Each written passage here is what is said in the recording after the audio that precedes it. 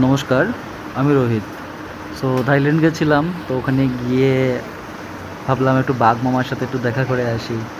So এটা হচ্ছে tiger park, থাইল্যান্ডে পাটায়াতে এটা। আপনারা কখনো গেলে এখান থেকে ঘুরে আসবেন, খুবই ভালো। আর বাঘ মামার সঙ্গে আপনারা একবার দেখা করেও আসতে পারেন। বাঘ মামা ঘোরাঘুরি করতে থাকে এবং সে সুযোগ পেলেই কিন্তু আপনার সাথে একবার হাইও করতে পারে। আপনি ফটো উঠতে পারেন আর তার সাথে ভিডিও করতে পারেন। কিন্তু ব্যাপার হচ্ছে ওখানের বাঘগুলি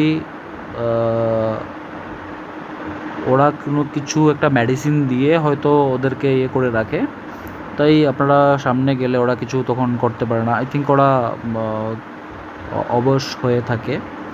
তো আমিও ফটোশ্যুট করেছি, প্লাস ভিডিও নিয়েছি। তারপরে ঘুরে একটুখানি দেখলাম আর আপনাদের সাথেও শেয়ার করছি।